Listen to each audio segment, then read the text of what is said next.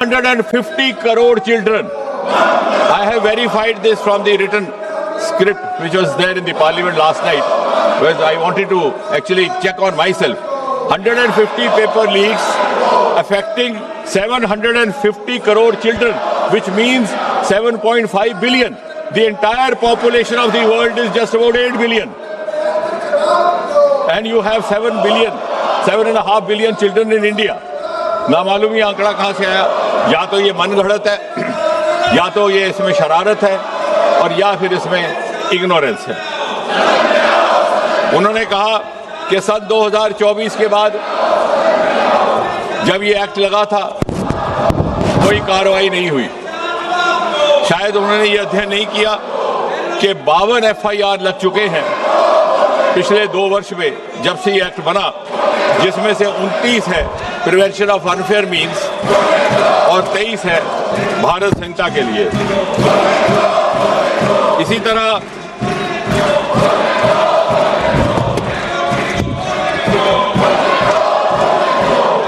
वेणुगोपाल जी ने कहा कि हमने स्कूल बंद कर दिए।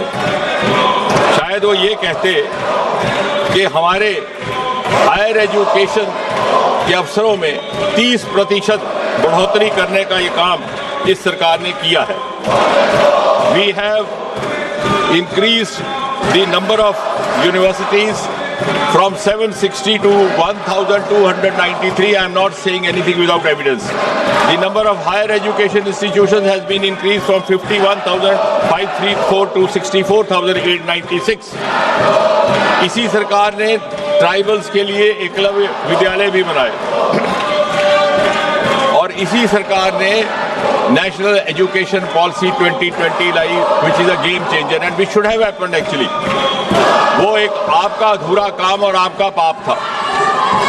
उसका नॉमेनक्लेचर भी गलत था। Human resource development is a nomenclature used in the corporate sector and other places to refer to personnel management, and you had made young children prisoners of the subjects chosen for them in class 12 by their parents, by their guardians, by their elders.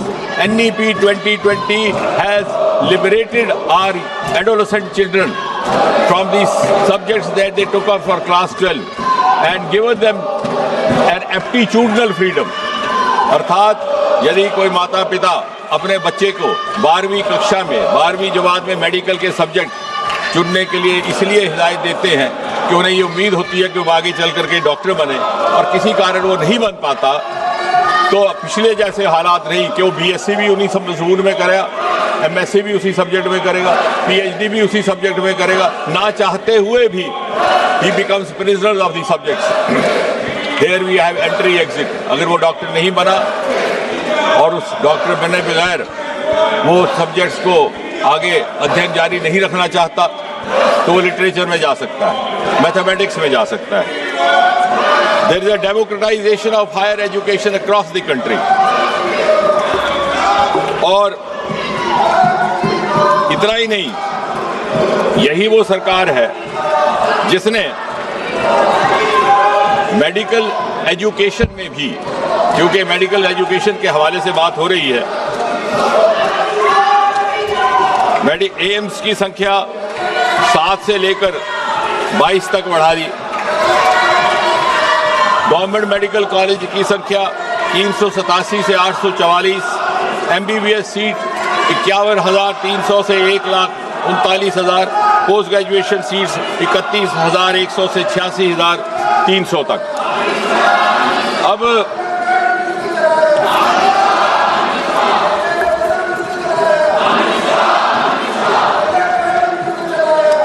मुझे तो चाहते तो हम ये थे कि इस bill पर गंभीर चर्चा होती, क्योंकि जिस तरह से प्रधानमंत्री जी ने बड़ी संवेदनशीलता के साथ कार्रवाई की है, अभी हाल ही में जो पेपर लीकेज हुआ उसकी जानकारी 7 और 8 जुलाई की रात को आई।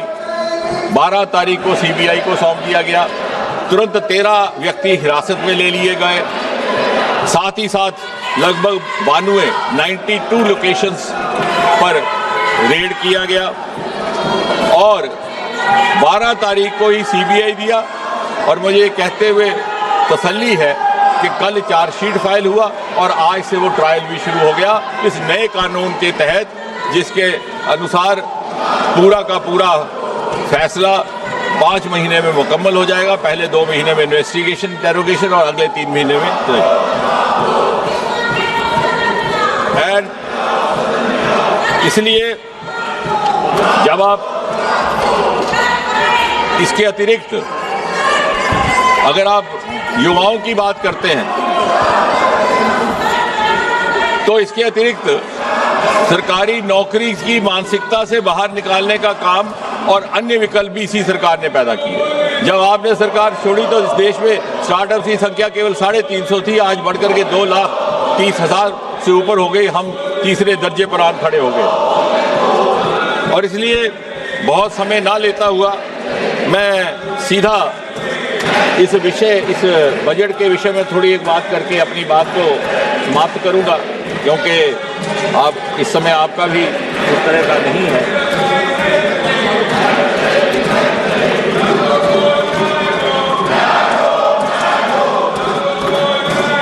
इस बिल की ये खासियत है कि the public examination prevention of unfair means amendment bill 2026, इसकी कुछ एक धाराएं मैंने कल भी व्याख्या की थी। कुछ और तफसील में अगर आज जाने का मौका है तो मैं कुछ ही क्षण लेकर के इस बात को कंक्लूड करता हूं।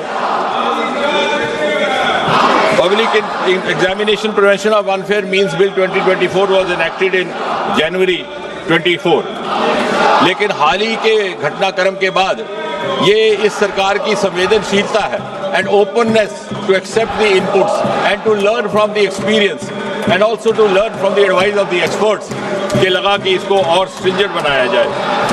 इस एक्ट के तहत जो अनअमेंडेड था उसमें भी the offence is cognizable, non-bailable, non-compoundable with stringent punishment। लेकिन जब महसूस हुआ कि इसे और ज़्यादा सख्त बनाने की आवश्यकता है तो इसकी कुछ एक धाराओं में संशोधन करने का काम किया गया है। Section 1 of subsection 1 of section 10, person और person involve in malpractice, सरकार की अवधि थी 3 से 5 साल and fine up to 10 lakh, उसको बढ़ा करके 5 से 10 साल किया गया और जुर्माना 50 लाख तक। सर्विस प्रोवाइडर, जिसकी परिभाषा मैं कल दे चुका हूं इन माय इंट्रोडक्टरी रिमार्क्स, उनका फाइन था पहले 1 करोड़ तक, उसे बढ़ा करके 5 करोड़ कर दिया गया और उनको 4 साल के बजाय 8 साल तक कोई और एग्जाम कंडक्ट करने पर बाधित कर दिया गया। डायरेक्टर और मैनेजमेंट की सजा 3 साल से लेकर 10 साल से बढ़ा करके 5 साल से 10 साल तक कर दी गई। फाइन 1 करोड़ से बढ़ा करके 5 करोड़ तक कर दिया गया। और इसी तरह जो ऑर्गेनाइज्ड क्राइम है, बार बार कुछ एक सदस्यों ने उसका उल्लेख किया है, मैं उस पर भी वाजे कर दूं कि उसके लिए इम्प्रिजनमेंट 5 साल से 10 साल से बढ़ा करके 7 से 10 साल कर दी गई। Fine which was not less than 1 crore has been increase up to 10 crore. और इसलिए बहुत सारी यहाँ बातें की गई।